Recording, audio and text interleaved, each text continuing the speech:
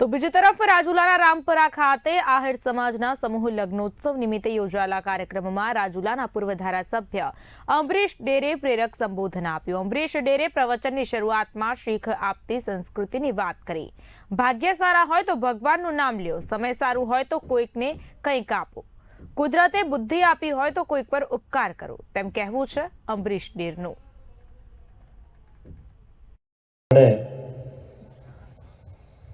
આહિર સમાજ द्वारा आयोजित આજનો આ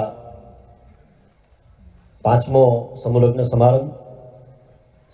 સમારંભમાં ઉપસ્થિત પ્રાતસ્મરણીય પૂજ્ય રાજેન્દ્રદાસ બાપુ, પૂજ્ય બીજા ભગત બાપુ, પૂજ્ય મહેશ દાદા, અન્ય સંતો, અન્ય ભૂદેવો, સમાજ શ્રેષ્ઠીઓમાં વડીલ મુરબ્બી બાઘા હતા, ગાંડા હતા, બાબુભાઈ, લાખાભાઈ, ભગવાનભાઈ, ઊંટિયા અને હાલ ભાવનગર જેવો રહે છે એવા વડીલ મુરબ્બી ઘનશ્યામભાઈ, ખૂબ મોટી સંખ્યામાં ઉપસ્થિત વડીલો, યુવાન દોસ્તો અને પત્રકાર મિત્રો,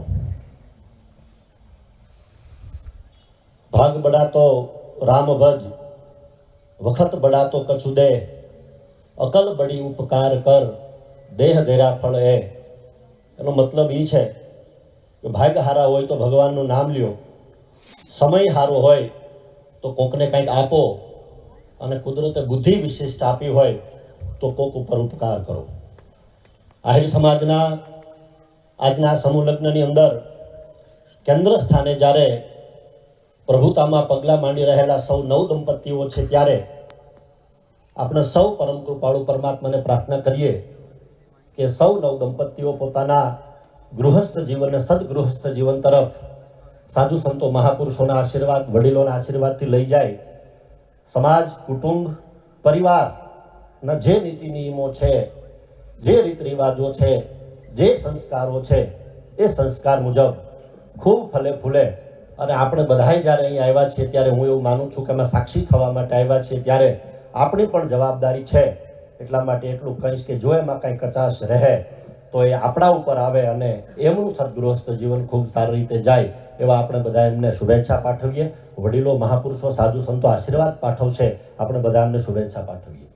અભિનંદન પાઠવું છું આ સમૂહ લગ્ન સમિતિને, અભિનંદન પાઠવું છું બધા જ યુવાનોને કે ઘણા વર્ષોથી મહેનત કરીને આજે સમગ્ર વિસ્તારની અંદર ખૂબ મહેનત કરીને છેવાડાના માનવીને મદદરૂપ કેમ થઈ શકાય એના માટે સતત પ્રયત્ન કરે છે।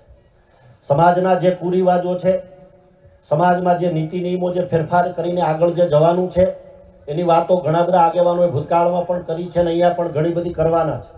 પણ મારે માત્ર બે બાબતો ઉપર આ બધા સાથે વાત કરવી છે। મેં એવું સાંભળ્યું છે કે કોઈ સામાજિક રીતે પછાત હોય,